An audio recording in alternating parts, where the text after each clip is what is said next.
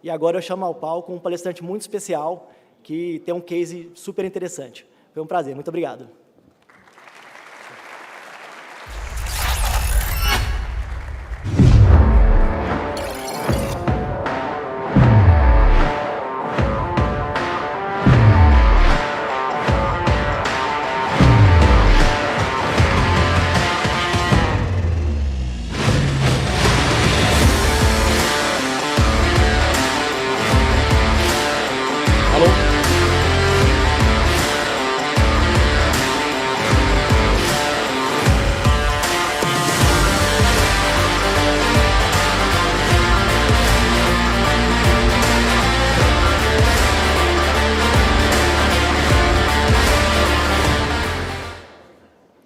Boa tarde, pessoal. Boa tarde. Música alta não para, né? Me disseram que eu tinha 45 minutos, apareceu aqui 29, vou ter que fazer um locutor de jockey aqui. Bem, em primeiro lugar, obrigado ao pessoal do EFL, né, pelo convite, pela coragem de convidar para a palestra um cara que não é palestrante, né? É como você convidar uma telefonista que é surda, não vai dar muito certo para trabalhar de telefonista. Mas, no caso, vamos arriscar aqui, ver se dá alguma coisa. De acordo com a encomenda, né, vamos dizer assim, que foi feita, eu acho que o primeiro ponto assim, importante que pediram para eu falar um pouco assim, sobre mim. Né? Vamos tentar passar aqui. Está me aparecendo eu e o vídeo? Ah, é aqui que é o vídeo. Eu estou olhando para lá, estou me vendo lá, que coisa esquisita, sou eu vendo o próprio vídeo. Mas é isso aqui. Bem, então, aqui eu vi... vou tirar essa cadeira, porque quem está aí não vai conseguir enxergar aqui embaixo, né? Talvez fique melhor aqui. Senão não dá para ver a base aqui do slide aqui. Bem, eu vi num livro você pega? Do Eduardo Gianetti, que eu acabei de ler agora, essa questão que ele coloca assim, o arco da vida, né? O que é o arco da vida? Basicamente assim, ninguém sabe o que acontece no pré-nascer, ninguém sabe o que acontece no pós-morrer, né? Por que é um arco? É porque não é um círculo, né? Se fosse um círculo, você conheceria tudo. Como não conhece, é um arco. Isso me fez refletir bastante sobre essa questão, eu resolvi trazer o tema para cá, porque ajuda um pouco. Né? Eu, na minha origem, assim, na minha base do meu círculo, do meu arco da vida, quando começa ali, eu nasci aqui na grande cidade de Conceição do Mato Dentro, que inspira Belo Horizonte, todo mundo aqui. Eu sou um concessionense que adora a minha cidade, embora tenha me mudado de lá muito cedo, mudei de lá, eu tinha 12 anos. Mudei não porque eu quis mudar, porque eu precisava trabalhar, e não só eu, mudou a família inteira. Eu sou de uma família grande, nós somos 9 irmãos, meu pai, minha mãe, uma tia que morou com a gente até morrer, portanto, 12 pessoas. A gente mudou para o edifício JK, aqui na Praça Raul Soares, que é um prédio que tem um apartamento de um quarto, uma sala, uma cozinha do tamanho dessa televisão, não é essa grande, essa pequena aqui assim, e um banheiro só e a área de serviço menor do que esse. A gente vivia lá dentro, durante um tempo, mais ou menos um ano. E isso é muito difícil, entendeu? Então, eu acho que nesse arco da vida, a gente que vem de família de menos poder aquisitivo e tem essa desvantagem, isso traz para a gente uma outra vantagem.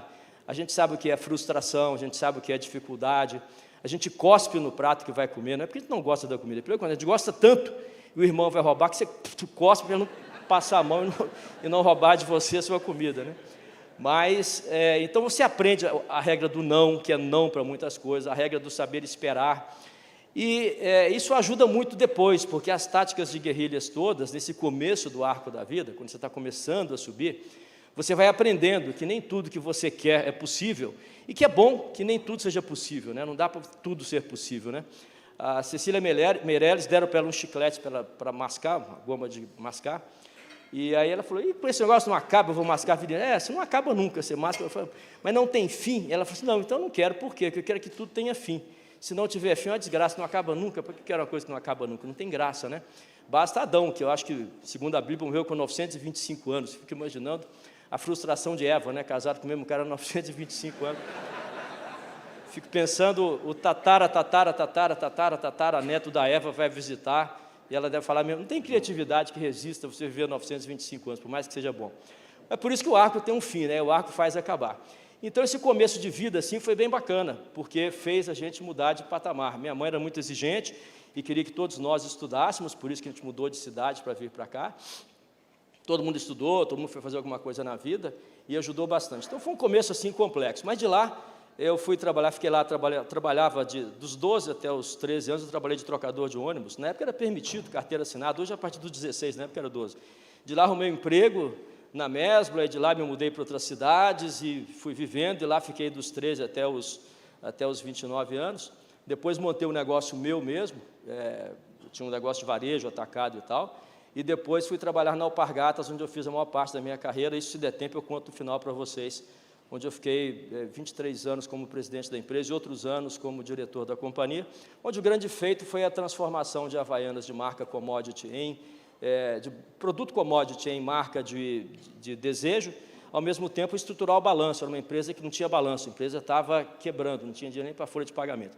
Então, esses dois feitos aí foram importantes lá na Alpargatas. Isso faz a gente começar a subir esse arco da vida, mais que isso eu posso contar para vocês depois. Em relação ao que nós temos para falar aqui de empresa, eu acho assim, que qualquer empresa, ela tem que pensar numa coisa antes de tudo, é a estratégia.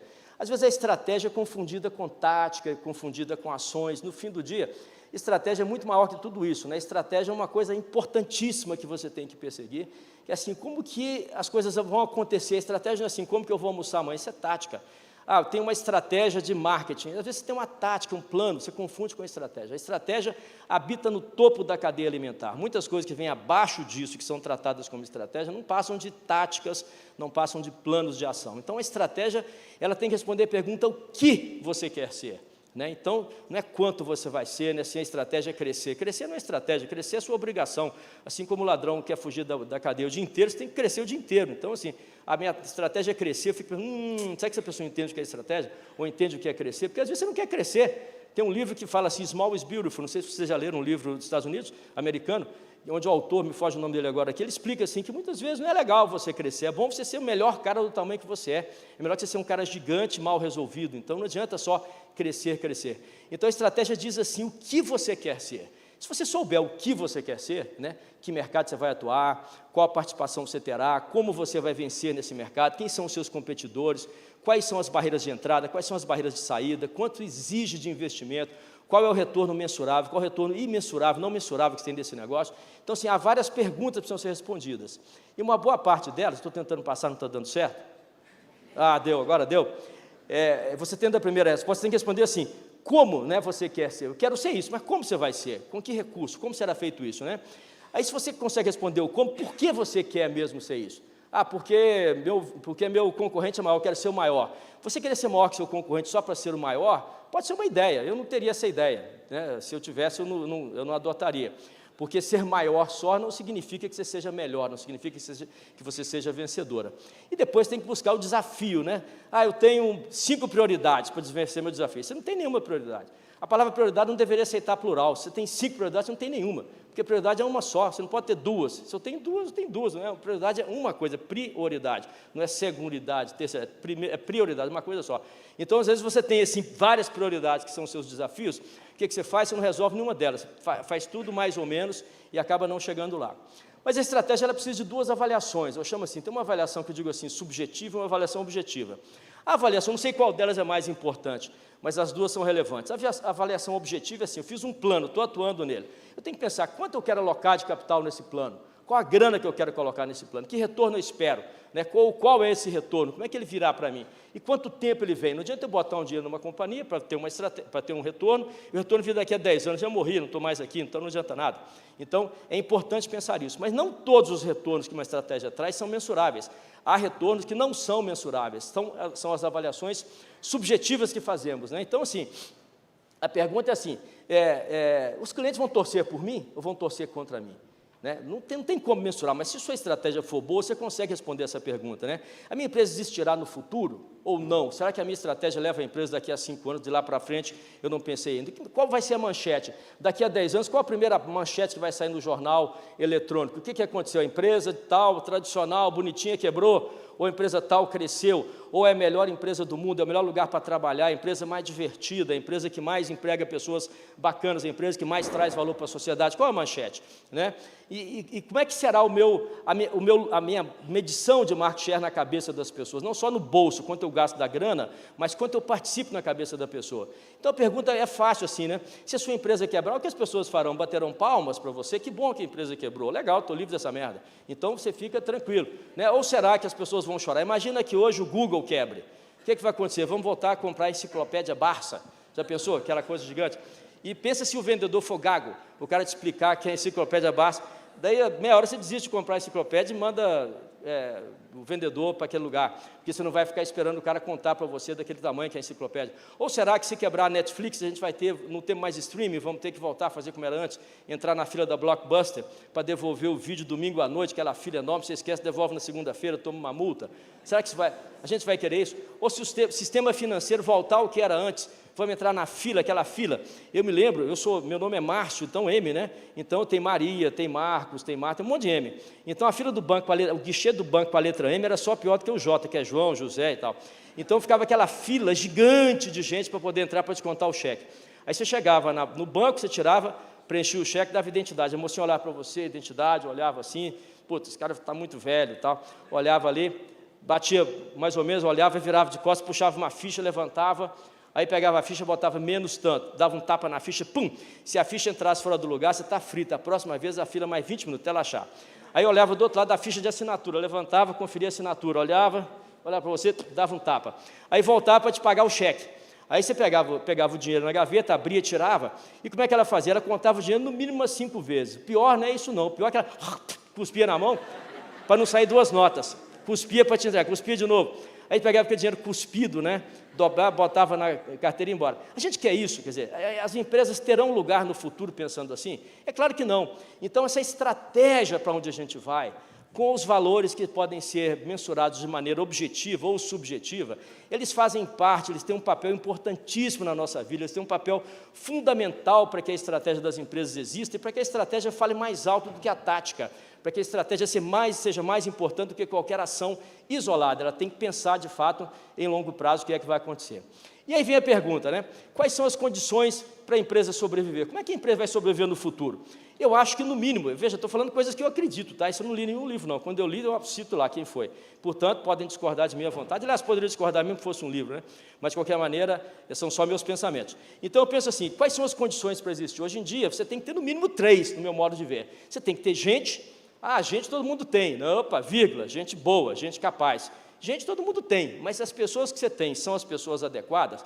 Pode parecer bobagem, mas eu acho que a coisa mais difícil que existe é você colocar a pessoa certa no lugar certo. A pessoa certa no lugar errado é você colocar o macaco na cristaleira. Não vai sobrar um copo em pé, porque ele vai quebrar todos. Você tem que botar a pessoa certa no lugar certo e aí vigiar para que ela continue sendo certa. E vigiar o lugar, porque o lugar também muda. Então, você ficar parado aqui hoje, amanhã o lugar vai ser diferente, porque as coisas estão mudando com muita rapidez e cada vez mais. Isso me dá um desespero. E eu fico muito feliz, porque como eu tenho 63 anos, eu já sou aposentado, eu sou sócio de empresa, fico muito tranquilo. Eu adoro carro de motor, então não vou ser obrigado a usar carro elétrico. Imagina se eu tivesse 50 anos. Quando eu tiver 80, daqui a 30, só vai ter carro. Eu detesto carro elétrico. Eu gosto de carro com barulho, eu gosto de carro com gasolina, eu gosto de regulagem, eu gosto disso, entendeu? Mas se eu fosse mais novo, eu ia ser obrigado a usar carro elétrico. Detesto, não ia gostar, não curto isso. Então, às vezes, é bom você já ter uma certa vida, né? Porque você já não precisa mais submeter a certas coisas. Então, assim, para mim, a tecnologia que veio, ela traz muitas coisas que são relevantes. Eu não consigo perceber uma empresa sem a tecnologia do carro elétrico hoje, por exemplo. Ou uma empresa hoje que pense que dá para fazer tudo digital, que possa ter uma máquina de escrever IBM em casa com aquela esfera. Lembra? Você ia viajar para o exterior, a pessoa pedia uma esfera da IBM. Às vezes a letrinha de ladinho assim, a letrinha em pé. Eu pedi então um videocassete. Lembra o Panasonic G7, que era o principal, 2 cabeças. Depois tinha 4 cabeças, que era o G9. Você voltava com aquele negócio, aquele peso, entregava para o cara o vídeo. Ele não te pagava, né? Então eu aprendi depois, eu só levava dinheiro antes, né? Então eu morava no Rio e falava, encomenda sem dinheiro, fica no Rio de Janeiro, quando eu morava lá. E não trazia, porque não fazia sentido. E um balanço estruturado. Você não consegue fazer com que a empresa sobreviva com um balanço desestruturado, um balanço que não gere caixa, um balanço que não funciona. Mas é feio falar que a empresa tem que dar lucro antes de tudo. Mas tem. Experimente uma empresa que dá prejuízo. Pega a sua empresa que administra, dá prejuízo. Pega a sua casa, experimenta assim, ficar um ano ganhando 10 por mês e gastando 12 por mês. O que vai acontecer com você? Você vai quebrar. Você não vai ter dinheiro. Se isso acontecer em 10 meses, você não tem o mês 11. Se fosse em janeiro, em janeiro, se começar assim em janeiro, em novembro você não tem mais dinheiro. Então, assim, qual é o problema de dar lucro? Nenhum. é que você não pode dar só o lucro, mas o balanço tem que ser estruturado. Não dá para você ter um balanço que não gere caixa. Você fala assim, eu sou sustentável, eu não gero caixa. É uma bobagem gigantesca, porque se você não gerar resultado, você não vai sobreviver. É claro que não é só o resultado, há outras coisas que são importantes, tanto quanto o resultado, mas tem coisas que são condições para existir. Eu não vi nenhuma empresa grande até hoje, bacana, bem estruturada, que trabalhe bem, que tenha consistentemente uma estratégia de piorar, de perder dinheiro. Já viu alguém que quer ser Alexandre o Médio? Eu só vejo Alexandre o Grande, lá 600 anos antes de Cristo. Não, fazer um plano, agora eu quero ser bem pequeno, fazer um plano para ficar ruim, insignificante, para poder me acabar. Eu não conheço esse plano. Fazer um plano para morrer na sarjeta. Será que alguém fez esse plano? Só doido, entendeu? Drogado, que não sabe, que está fora de si, porque não tem essa condição. Então, para mim, são condições para existir que a gente tem que pensar que a empresa tem que preservar. Se a condição para existir principal é gente, então o que nós temos que fazer? Nós temos que ter um modelo de gerir pessoas. Esse modelinho tem um amigo meu, Saulo Ribeiro, que é daqui de Belo Horizonte, a gente trabalhou muito nisso e desenvolvemos esse modelinho aí, que é um modelinho de pensamento, né? Então, esse modelinho você tem que ler de baixo para cima. Então, por que você não escreveu de cima para baixo, certo? É porque tem que ser de baixo para cima, acredita em mim. Então, assim, você começa tendo embaixo, na base das pessoas, o uso das pessoas. A gente usa as pessoas o dia inteiro, as pessoas nos usam o dia inteiro. Vocês estão me usando aqui para falar para vocês. Eu estou usando vocês para ouvir as minhas ideias. Pode ser que vocês aproveitem. Se aproveitar bem, se não aproveitar, eu falei, quem sabe pode ser que seja útil. Mas se não for também, o que eu vou fazer? Não posso fazer nada. Então, assim, eu estou usando vocês e vocês estão me usando. Sabe, é assim mesmo que funciona a vida. Você pega o seu filho, chega em casa, filho, vai comprar para mim um pão na padaria. Eu pediria uma cerveja melhor, mas tudo bem. Vai lá e compra um pão, uma cerveja na padaria. Você está usando seu filho, pai, me dá o dinheiro que eu vou para a faculdade, tem que pagar a mensalidade. Está te usando. Então, o uso existe. Na empresa, a pessoa está lá trabalhando. Por que ela trabalha? Ela está alugando o tempo dela. Aquele tempo é meu, eu alugo para você por tantas horas por dia, eu vou trabalhar aqui dentro. Trabalhar é gostoso? Gente, trabalhar é chato. Eu acho que se o trabalho fosse bom, chamava cerveja, não chamava trabalho. Então, assim, você trabalha porque não tem jeito, você tem que trabalhar. Assim, mas é bom, mas tem outras coisas mais interessantes do que trabalhar para fazer, né? Eu vejo isso hoje, mas não via antes, então, né, já trabalhei bastante, já perdi. Mas, de qualquer maneira, você tem que usar mesmo o tempo para você fazer coisas que eventualmente você não gosta, mas que são essenciais. O pior de tudo é que você tem um chefe, é o poder que está em cima disso aí. Então, quando você tem um chefe, é pior ainda, porque o chefe manda em você. Ah, mas meu chefe não manda em mim, meu chefe é meu líder. Pode falar o nome que quiser. É chefe, entendeu? É meu líder, é meu gestor, é o chefe. Quem é que te manda embora? É seu chefe. Ah, mas é meu líder, que se dane, sei lá o que for, vai mandar você embora. Quem é que te dá aumento? Quem dá aumento para você? É seu chefe. Quem é que admite? É o chefe. Então, assim, não adianta. Ah, eu tenho aqui na minha empresa 3.000 colaboradores. Pessoal, se eu entrasse numa empresa e me chamasse de colaborador, eu ia embora na hora. Porque eu não colaboro, ponto. Eu estou aqui para trabalhar. Me dá o salário, eu vou trabalhar. Não. Mas é lógico, para mim, assim, porque se eu for, assim, como é que você lê na revista, assim, colaboraram nessa edição da revista? Um bando de gente, ninguém ganhou nada, só colaborou. Quando você for demitido, você será o quê? Imagina o Jornal Nacional, o William, não, a mulher que é mais bonita que o nome dela, fulano de tal lá. Ó, o índice de 10 colaboradores no Brasil caiu de tanto. Você não vê isso, você vê o índice de desemprego, tá certo? Então, quando você é empregado, você fala que é colaborador. E quando você é desempregado, você é 10 colaboradores, não, você vê desempregado. Que loucura! É uma incoerência, entendeu? As pessoas não gostam disso. Eu acho que elas aprenderam isso acaba entrando mecanicamente, saindo mecanicamente. É uma máquina de moer carne, ninguém para e pensa que você está sendo assim, ludibriado na sua cara. O que você espera de um chefe que enrola você? Que ele continue enrolando mais. Então, assim, eu não acredito que isso funcione de maneira assim, contínua e bacana, você criando disfarces para coisas que não necessitam de disfarce. A minha filha, quando passou no vestibular, eu tenho 2 filhos. 2 filhos, eu sou viúvo, minha mulher faleceu, eu tenho 2 filhos e eu sou casado hoje, minha mulher hoje tem uma filha, ela também é viúva, uma filha do casamento antigo dela. E aí, é interessante, minha filha passou no vestibular, e falou, pai, eu passei no vestibular, agora você vai me dar um carro, né? Eu falei assim, um carro? É. Você passou no vestibular? Sim. E quer um carro? Sim. Mas qual a razão do vestibular um carro? Eu passei. Você cumpriu sua obrigação. Por que você vai ganhar um carro para cumprir a obrigação? Você não vai ganhar nada, vai para a faculdade, vai estudar. Eu vou tomar de você, o seu telefone celular, você não passar, não tirar nota boa. E tem que ser faculdade de ponta, não adianta passar nas faculdades integradas Tibiriçá. Não faz sentido. Tem que ser, nem sei se tem Tibiriçá, se tiver, me desculpe, que dizer uma faculdade qualquer. Vai que tem uma faculdade Tibiriçá, né? Tem um maestro Tibiriçá, né? Por que não pode ter a faculdade? Mas, de qualquer maneira, assim, é lógico que eu não vou te dar um carro, né? Porque não faz sentido. Aí meu filho passou para ir para mim, falou, Chico, Vem cá, né? Ser um marmanjo desse, querer carro para a faculdade, ele tem que passar, se vira, vai. Por que o moleque passa e quer um carro? Porque ele quer tomar cerveja e fumar maconha na porta da faculdade. E aí quer um carro para voltar para casa. E não pode ter essas molezas. Isso se aprende lá no começo do arco da vida, lá, ouvir os nãos, ouvir as restrições, ouvir que as coisas não são assim. Então esse é o poder. Bom, mas então trabalhar é terrível mesmo, né, Márcia? É só uso e poder. Não, tem uma coisa muito legal, que é o romance, tá certo? O que é o romance? O romance é onde você se esquece no jogo. Aí você gosta de fazer o que você faz. Você nem lembra que está trabalhando, porque você se esquece no jogo. Então, o segredo para mim desse modelo é você baixar essa faixazinha aí do uso para ela ter 1 palmo só de altura, baixar a faixa do poder para ter 1 palmo de altura e a faixa do romance ter 1 metro de altura. Aí sim você engaja as pessoas na sua empresa, porque elas não estarão lá com você pelo dinheiro, porque o dinheiro é importante, mas não é só isso que é importante. Você vai por exemplo, se eu fosse trabalhar numa empresa, eu detesto cigarro, eu não namoraria com uma mulher que fuma, por exemplo, porque eu não suporto cheiro de cigarro. E se eu namorar, você tem que beijar, né, lógico, é aquele cheiro de cigarro, eu não ia ser cinzeiro, né? Então, assim, se eu fosse trabalhar, eu não trabalharia, por exemplo, na Souza Cruz, nada contra a empresa maravilhosa, mas eu não gosto de cigarro, ponto. Eu trabalharia lá, se eu tivesse sem emprego, pobre, sem dinheiro para nada, só tenho lá para trabalhar, eu trabalhei por conta do dinheiro. O primeiro emprego melhor que eu conseguisse, eu sairia. Eu estava onde? Só no uso, nessa empresa, só usando, ganhando meu dinheiro. Acabou o dinheiro, não vou ficar mais lá, não gosto, não quero saber disso. Você vai e muda para uma outra empresa onde você tenha condições melhores. Então, o romance é isso, é quando você se esquece no jogo.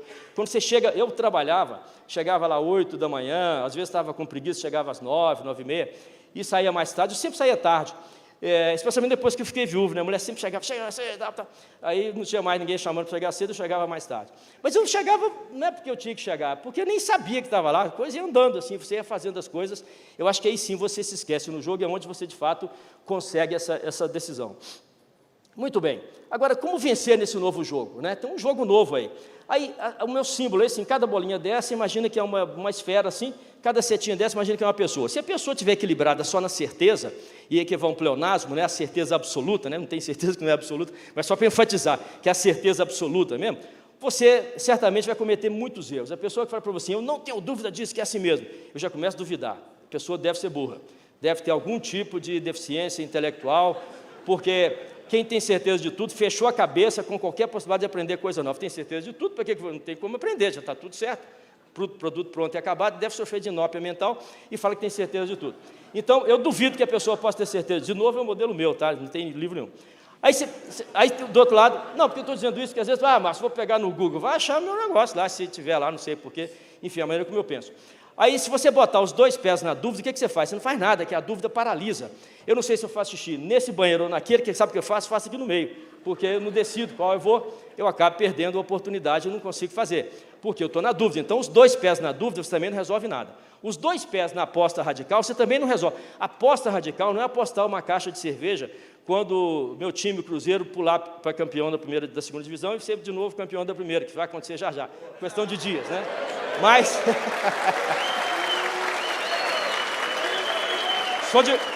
Sou de Conceição, lugar de cruzeirense ganhar. Então não dá para você botar os 2 pés na aposta radical. Olha, eu vou apostar na estratégia de abrir uma loja de camisa em Milão. Tem coisa mais arriscada do que essa, capital mundial da camisa masculina é Milão. Se abrir uma loja de camisa em Milão, você vai fazer o quê? Provavelmente você vai voltar para casa com prejuízo. Mas, enfim, é uma aposta radical. Então, onde você tem que ficar nessa nova vida? Você tem que fincar um pé na dúvida e um pé na aposta radical. Porque com o pé na dúvida faz você pensar, isso mesmo ou não é? Mas você não faz um pé na dúvida para voltar para a certeza, voltar para a ignorância, que a certeza é ignorante, em minha opinião. Você faz com o pé na dúvida e outro pé na aposta radical. Você decide fazer a aposta radical, decide e faz.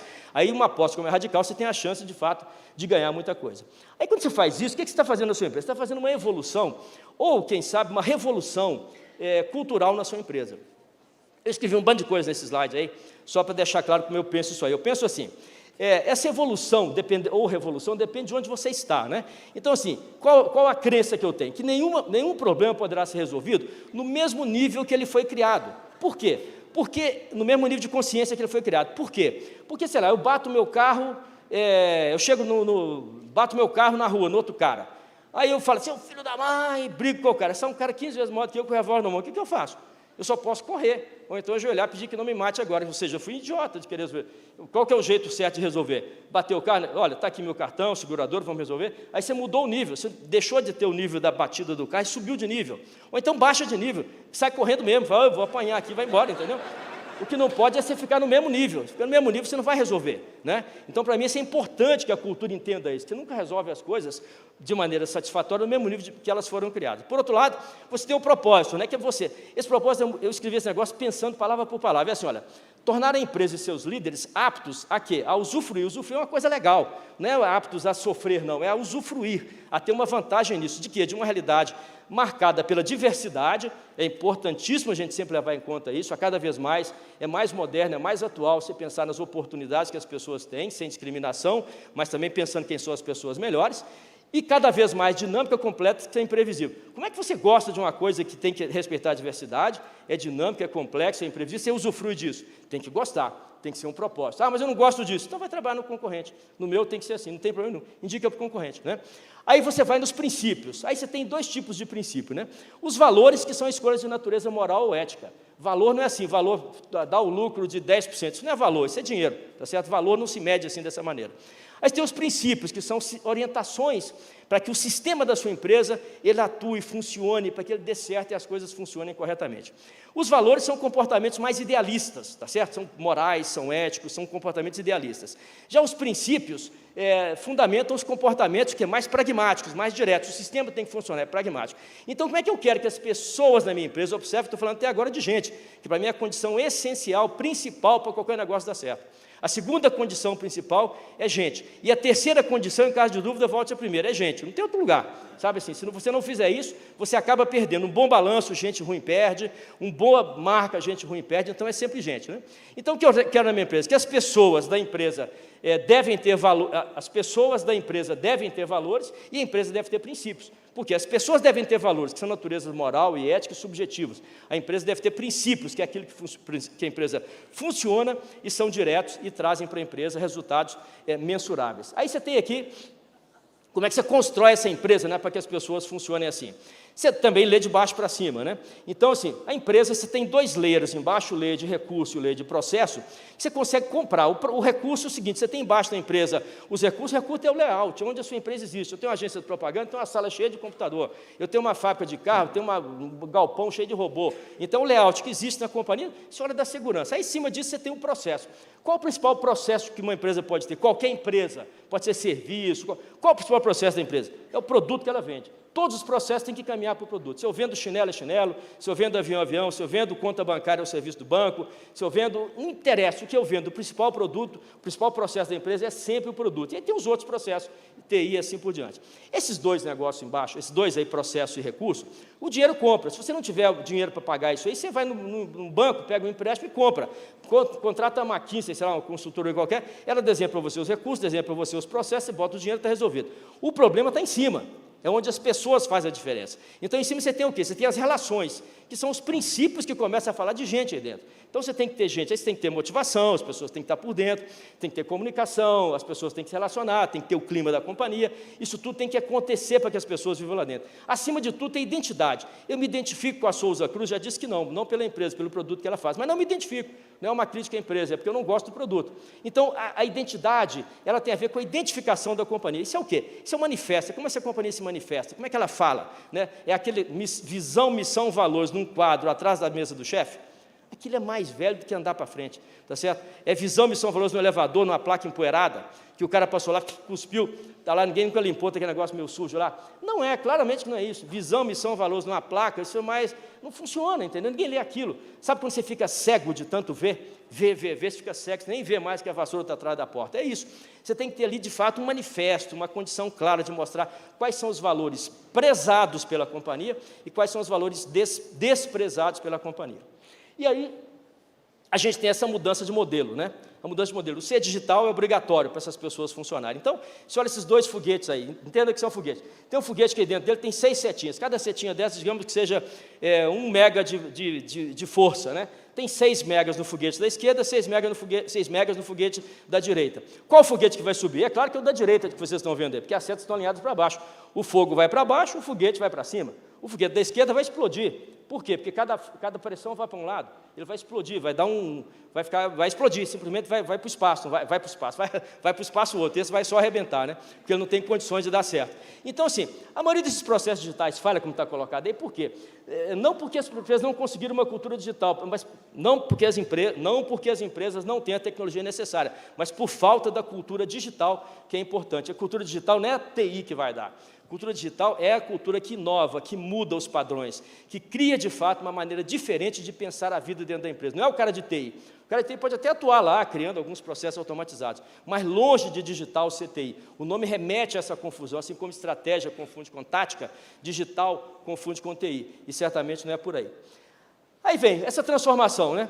Para ser inovador, você tem que ser o quê? Autoral, você tem que ser autor, você não vai ser só livre, você tem que ser autor da sua cultura, autor da sua gestão, autor da sua tecnologia, autor dos seus produtos. Quando você não é autor, você vai copiar. A sua empresa faz cópias, muda um pouquinho para lá, para cá. Tem empresa que dá certo? Tem, faz parte da vida. Mas a empresa, para valer mesmo, ela é autora, né? O Google é autor, a Apple é autor, tem várias empresas que são autoras daquilo que fazem e outras não são autoras, são seguidoras. A diferença é que o autor, você quer seguir e o seguidor já seguiu alguém, né? Está um passo atrás. Aqui eu vou pular, aqui vou pular também, em função do tempo. Aqui, estou pulando só pelo tempo, que eu estou vendo aqui, que o negócio já está entrando no vermelho aqui, não sei se foi no 30, mas disseram que era 45, se for 30 pode ser menos 15 aqui. De qualquer maneira, assim, aqui é uma questão que eu penso muito nisso, assim, que é a questão do meio, do equilíbrio, né? O meio significa metade, o cara não decide. Sei lá, metade desse negócio na minha mão, se eu botar o dedo na metade, vai cair para cá, porque tem uma anteninha que pesa menos aqui. Mas o equilíbrio vai ser aqui, o equilíbrio desse fonezinho aqui não vai ser no meio, vai ser meio de lado. Então, para mim é o seguinte, quando a gente tem assim os menos e os mais, né?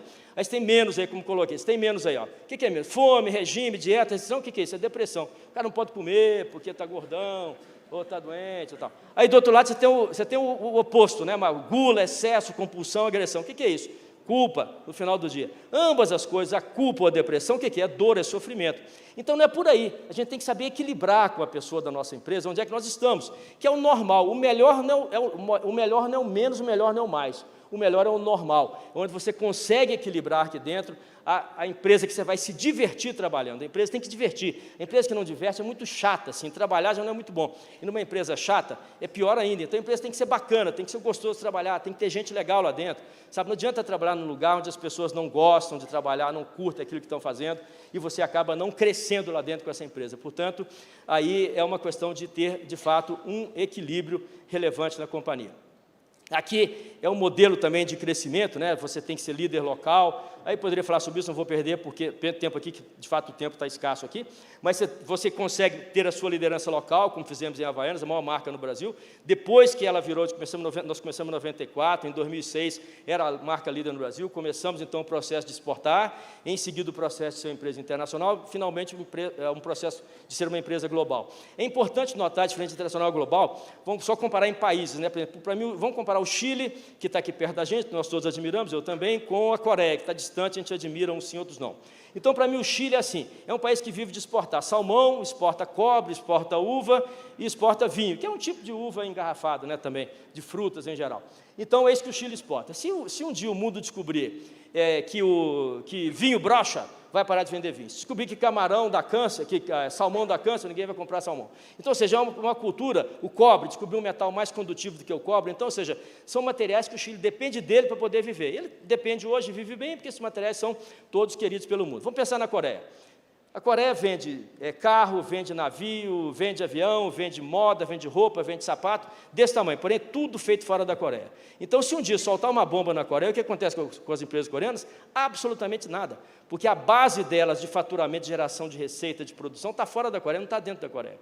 Então, se cai uma bomba no Chile, o Chile acaba. Se cai uma bomba na Coreia, só acaba um pedacinho da Coreia. As empresas continuarão existindo, porque virou um país global. Então, esse é ser internacional, esse é ser global. Eu acho que as empresas, quanto mais globais elas forem, melhor elas serão, porque elas terão mais receitas em outras moedas, mais ativos em outras moedas, terão um balanço correto para fazer moedas locais, moedas internacionais, fazer um caixa em outras moedas também, com base fora do Brasil, né? Então, acho que é um modelo importante de ser perseguido aí dentro.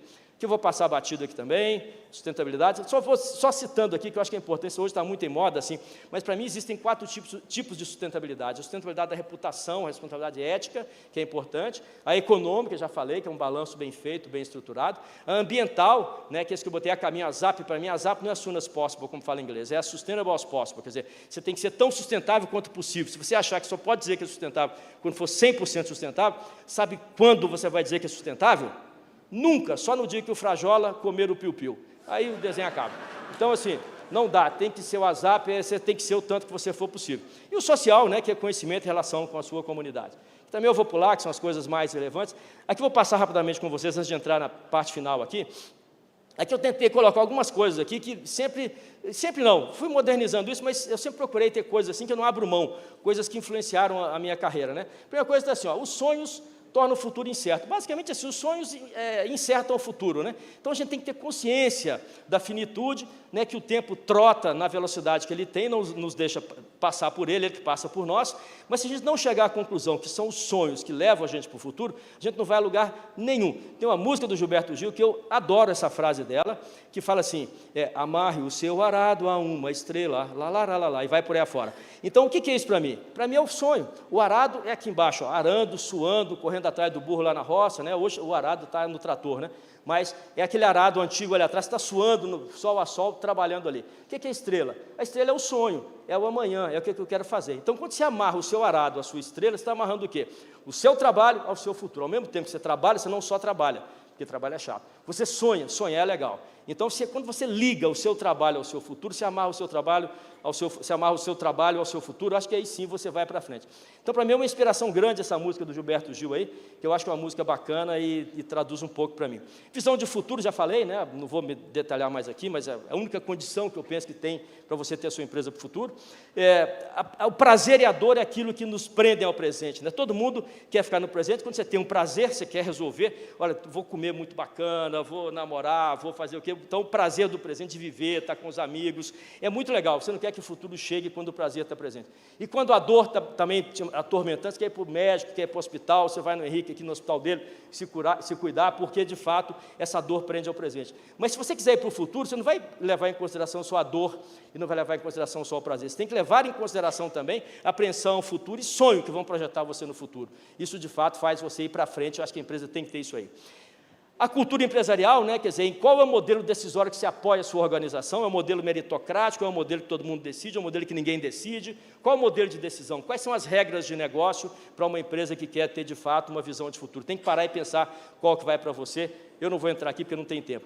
Aí eu botei assim, a rara arte de contratar pessoas que serão imperdíveis no futuro. Então, para mim, assim, eu sempre tive na minha cabeça um time das pessoas imperdíveis. Eu sei que não tem a palavra, tá? Então, mas para mim, o que é imperdível? Aquela pessoa assim que se perder, eu vou chorar muito. Então, eu quero ter gente boa pra cacete, gente assim que entra na empresa e que faz, gente muito melhor do que eu. Se eu tiver só gente pior do que eu, vou ficar cansado, ter que ir arrastando todo mundo amarrado aqui nas costas, aquele peso. Tem que ter gente que puxa, entendeu? É claro que tem gente ruim também, eu sei que tem gente que enceba, que não vai para frente. Tem, em todo lugar tem. Não tem como você não ter, faz parte. Mas tem que ter muito mais gente boa que puxa do que gente que empurra. É melhor você segurar um louco do que empurrar um bobo. É bem mais fácil. Então, assim, tem que ter essa consciência e entender que essa arte de contratar gente boa, ela começa com o levantamento. A pessoa é vertical ou a pessoa é horizontal? Eu sou um cara totalmente vertical. Já contei a história minha para vocês. Comecei lá do nada, lá, morando num apartamento de um quarto e uma sala com 12 pessoas. E depois fui subir. E meus filhos são totalmente horizontais, porque quando eles nasceram, foram para a escola, já tinha dinheiro já, então já foram para as melhores escolas, falam 3, né, português, mas, bom, português de idioma, falam 4 idiomas, então assim, porque foram morar fora, foram fazer educação fora, uma série de coisas, estão super bem hoje, então são totalmente horizontais, vertical. Quem é melhor? Não se trata de quem é o melhor, é quem é o mais adequado a cada momento. Você vai contratar alguém, uma pessoa que vai ser rara para você, você vai dizer assim, esse cara vai ser o diretor da fábrica. Ele tem que ser vertical, não quer dizer que tem que ser 90 graus com esse piso aqui.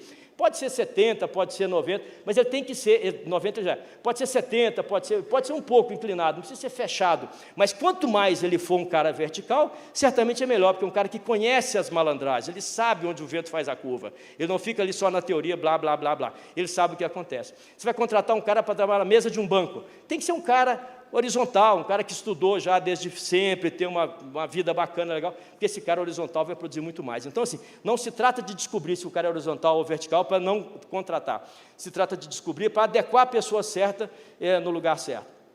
Separar, classificar e comparar. O tempo todo a empresa exige isso. Se eu fosse o único homem do mundo, eu saberia se eu sou alto ou baixo, bonito ou feio, magro ou gordo, inteligente ou burro? Eu não saberia. Eu só sei que eu me comparo com os outros. Então, assim como é que eu comparo uma doença? É assim também. Como é que eu comparo uma empresa? É assim também. Então, o tempo todo tem que separar. O que eu faço, como é que eu atuo, comparar e classificar. Pega um benchmark cheio de desculpa.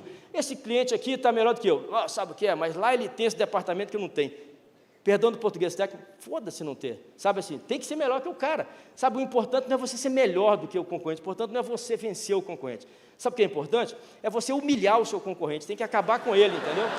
Ele não pode ter moleza, entendeu? Porque ele não pode ter moleza, achar que você tem peninha dele, ele não tem peninha de você, entendeu? Então é importante separar, classificar e atacar em cima. Força, poder, recurso e carisma, aqui é um negócio interessante, lá do livro do Max Weber, puta merda, estou gastando tempo aqui, lá do livro do Max Weber, que ele fala assim, a sociedade, segundo ele, se apoia nessas 4 forças. Para ele, força é a força bruta, é o exército que tem ali dentro, é a força que tem uma sociedade. Poder é a capacidade, é o pensamento. Eu falo assim, por exemplo, o melhor chocolate do mundo está lá na Suíça. Então, ela tem o poder. Ela não tem um pé de chocolate, mas ela tem o melhor chocolate do mundo. Um pé de cacau, mas tem o melhor chocolate do mundo, porque ela tem o poder de transformar. O melhor relógio do mundo está na Suíça. Então, assim, esse é o poder. Eu estou voando aqui para recurso. Recurso é gente. Eu tenho que ter quantidade de pessoas boas, né, para transformar em dinheiro, ganhar, para dar recurso. E eu tenho que ter carisma. A sociedade tem que ser carismática. Uma sociedade chata é muito difícil. Pega o Shin Chong-lin lá, não sei o nome dele, da Coreia do Norte lá. Ninguém gosta do cara. O cara é um chato, entendeu? Então, assim, pega o Putin. Putin não é chato? Cá para nós, né? É chato, né? Se eu morasse na Rússia, eu mudava de lá, só para não ter o Putin na minha frente, porque ele parece ser muito chato. Então, assim, tem que ter essas características. Como é que você faz isso na empresa? O que é o poder da empresa? O poder da empresa é o balanço estruturado. O que é a força da empresa? É a marca, é aquilo que a empresa faz, é o produto que ela entrega. O que é o recurso da empresa? São as pessoas que trabalham na empresa. E o que é o carisma da empresa? É como ela se apresenta, é como ela se manifesta, são as pessoas que estão na empresa, como é que elas fazem. Ignorância da ignorância é a pior que tem. Quando você sabe que é ignorante, você procura, não estou falando de burrice, estou falando de ignorância. A burrice é incorrigível, o cara nasce burro, morre burro. Mas a ignorância não. A ignorância você corrige, né? Porque você é ignorante, você aprende, aí você fica designorante. Mas se você tem um alto desconhecimento, você não sabe que não sabe, você acha que sabe, aí a desgraça está formada, né? Simplificar, mas sem perder de vista, né? Sem perder de vista o essencial, né? Você não pode simplificar o essencial. Tem coisas que o essencial é o mínimo que você pode simplificar. Ouvir o consumidor, mas saber dizer não a ele, porque às vezes ele pede coisas que... Todo mundo quer um carro econômico, todo mundo andar de Fiat Uno. Você vê de carro, não tem um Fiat Uno no estacionamento aqui, mas todo mundo fala que é um carro econômico. Então, assim, o consumidor fala uma coisa, mas ele não é honesto. Ele fala uma coisa, mas ele pensa em outra. E eu também não falo, porque eu também sou consumidor, né? Então, assim, você fala uma coisa que você imagina, mas não é exatamente aquilo que você quer. Prestar atenção no detalhe, mas sempre pensar o negócio como um todo, não pode ficar só mergulhando no detalhe, também não pode ficar só no todo. Subestimar a concorrência, eu já mencionei com vocês, tem que matar. Marca, não confundir marca com nome, a pessoa tem um nome, eu tenho um nome, não tem nome, tem marca, você não tem uma marca, não tem marca, tem um nome. Marca é aquilo que você sai para comprar, e se não tiver, você não compra, ponto, tá certo? Eu vou comprar um chinelo Havaiana, encontrei na loja, não comprei, então eu tenho uma marca. Eu fui comprar em outro lugar, fui porque eu não achei nessa loja. Eu espero chegar, espero que eu não achei, aí você tem marca. Eu fui comprar uma panela da marca, sei lá, qualquer uma, nem lembro marca de panela. Aí não achei, comprei outra, significa que sua panela não tem marca. Você tem essa ilusão que você tem uma marca, que as pessoas trocam a sua panela por outra. A marca é uma promessa que tem que ser cumprida, tem que ser respeitada, e o consumidor vai gostar dessa marca, ele vai comprar só o seu produto. Se não for isso, tenha certeza, você não tem marca, você está sendo iludido, você tem apenas um nome achando que tem marca. Meritocracia, altíssima performance. Tem um cara que é muito bom, amigo, trabalha há tantos anos, é honesto e tal. O que eu faço? E no trabalho, o que você faz? Indica para a concorrência, vai trabalhar no seu concorrente, e quem sabe ele arruma um emprego lá, vai ser bom para você 2 vezes, você se livra de um peso e passa o peso para o concorrente, você ganha 2 vezes. Em vez de você ganhar só 10, você ganha 20, você tira 10 de peso e bota 10 no concorrente, ganha 2 vezes. Dinheiro, paciência e comunicação, nada supera isso, né? E gente, né, que só um time mesmo de gente apaixonada pode ter. Então, eu penso muito nessas coisas aí, vou mudando esse troço aí com o passar do tempo. Entrando aqui agora, rapidamente, passando aqui de Havaianas, né, o meu trabalho que eu fiz aí, fiz várias coisas na minha vida, um homem de 63 anos tem que ter feito, fiz várias lambanças, muitas, não vou contar, porque senão ficariam decepcionados, é melhor não decepcionar, mas cometi acertos também. Então, assim, acho que um dos acertos grandes, como eu falei há pouco, foi na Alpargatas, que foi reestruturar o balanço, para que ficasse um balanço sustentável, um balanço estruturado, a empresa estava quebrando, quando eu não tinha dinheiro para folha de pagamento quando cheguei lá. Tem uma história bacana para contar, não vou contar porque não tenho tempo, mas uma história legal de Havaianas. E depois a marca, né? A gente tinha que fazer a marca dar certo. Então, começou por aí. Essa certidão de nascimento, a Havaiana foi lançada em 1962, esse é o pedido de patente, para mim é emblemático esse negócio, eu gosto muito disso. Aqui um pequeno resumo aqui, né? Depara, né? Era commodity, né? Nessa linha aí do lado esquerdo de vocês, né? Compra racional, planejada, compra impessoal, não precisa experimentar, já tem um par. Aí passou, se você deixar na praia, está no mesmo lugar que você voltar, ninguém rouba o seu chinelo. Do lado direito, passou a ser uma marca desejada. Compra ficou ser por impulso, experimentar, ver opções, modelos, as mulheres adoram combinar com os biquínis, os homens adoram, mas falam que não, fazem parte. Eu falo que adoro, porque todo negócio tem que dizer, mas talvez se não fosse, não falasse também. Colecionar modelos, produto mais valorizado, então o que aconteceu? O volume disparou, né? O volume de chinelo não só disparou, como mudou, era um modelo só que a gente tinha, aquele tradicional. Esse que eu mostrei há pouco aqui para vocês, ó, só tinha esse modelo aí. Hoje são 184 modelos diferentes, e esse aí vende até hoje, aí, só que vende a 17, 18 reais conforme o lugar, e a gente tem modelo hoje de $500, o par, quer dizer, então, de fato, mudou bastante. Né? Lançamos um modelo na época que custava R$54 mil um par, que era cheio de joia. A gente vendeu uns 10 pares dele. Eu acho que os caras compraram para amante, porque não é possível, porque o preço que era, mas vendeu pouco. Mas era legal, porque levou a marca para os jornais do mundo inteiro. A gente passou a aparecer pelo mundo afora, né? Aqui eu fiz um quadro, esse quadro, cada setinha dessa que tem em cima é um link, eu não vou entrar em nenhum deles, porque não tem tempo. Mas assim, é como começou, né? Produto baixo, uma cor, um modelo, 5 cores e tudo mais, depois aspiracional, um contexto mais emocional, eu vou contar mais na frente aí, mais estilos, a compra ficou mais parecida com a arte, depois internacional, exportação e tal, e depois lifestyle, quando a gente foi para o mundo. Hoje a gente tem empregados em vários países pelo mundo afora, né, além de ter aqui no Brasil mesmo. Eu falo a gente porque ainda eu estou lá até 2024 ainda, tá? Eu me aposentei, mas tenho um contrato até 2024, e depois para frente, então por isso que eu me incluo ainda. Para mim, esse é um negócio muito bacana, né? Aí a gente tem, assim, nesse livro aí, Love Marks, aí dentro, a gente está aí dentro desse livro já faz algum tempo, a gente não sai das marcas mais amadas que existem aí dentro. Depois nós somos comparados aí na Terra da Rainha, que morreu, já contaram aqui a história da Rainha. E aí nós fomos comparados aí a Apple, ao Mini Cooper, Coca-Cola e Havaianas, 4 marcas icônicas. E esse texto embaixo é muito bacana. O que está escrito aí, né? Eu vou ler em português, que quem está longe não consegue ler aqui, que é muito pequeno. É assim, ó, uma sandália de plástico que custa $3 o par, e é uma das mais populares e amadas marcas do Brasil. Todo mundo tem um par de Havaiana, do mais pobre brasileiro até o mais rico. E o mistério que tem sobre essa marca é que o rico e o pobre, todos dois, amam a marca, vivem com a marca e gostam. Ou seja, isso é um texto, né, de uma publicação feita no Reino Unido, falando sobre a nossa marca e mostrando para onde é que foi a marca Havaianas pelo mundo afora. Então, aqui agora eu tenho 3 filmes que eu vou mostrar para vocês, são bem rapidinhos, são 30 segundos, os 2 primeiros, outro tem um pouco mais, que eu acho que eles resumem um pouco. Então, assim, da saída, e aí eu acabo, tá? Prometo que é só isso, eu estou enchendo o saco de vocês, mas já está terminando. Então, assim, o primeiro filme, ele é o último filme que foi feito antes da gente começar a virada da marca. Foi o filme que era assim, era o Chico Anísio que fazia propaganda da marca, parecia que a marca era dele.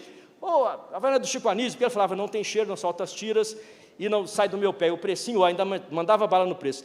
Tem propaganda mais fraca do que essa para uma marca? Não existe, mas funciona bem para uma propaganda que você quer vender produto com qualidade, mas ela não funciona como aspiração. Você quer uma coisa que seja barata, não acaba nunca, e o preço é barato. Para que você quer isso? Né? Não adianta, ninguém quer isso.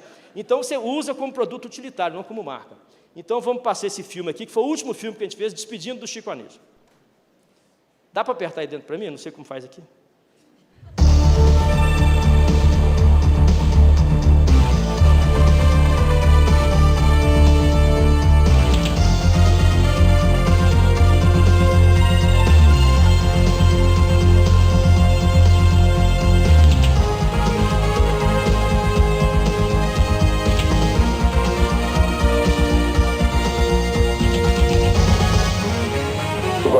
Que não deforma um. Não solta uma cheira? Ele não tem cheiro.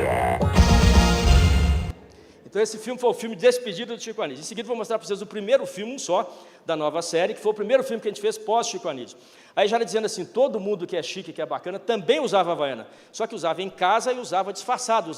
Hoje em dia tem muito chuveiro a gás. Na época era só chuveiro elétrico, dava choque. Lembra? Você pegava na torneira, dava aquele choque. Então o cara botava o chinelo para não tomar choque no chuveiro. Era usado. Então, mas só que gente bacana usava. Então, esse filme que está aí mostra a malumada que usava, realmente usava. A gente foi atrás de pessoas que usavam mesmo. E o Luiz Fernando Guimarães. Observe a curiosidade da filmadora. Hoje a filmadora é o celular. Isso aqui filma. Se bobear, esse negócio aqui filma. Mas o cara carregava uma filmadora desse tamanho, o outro um cabo gigante, uma bateria do tamanho da televisão, 3 caras pesados para tirar a filmadora aí. Dá para passar o outro para mim, por favor? Opa, é o outro. Aí eu apertei errado aqui, né?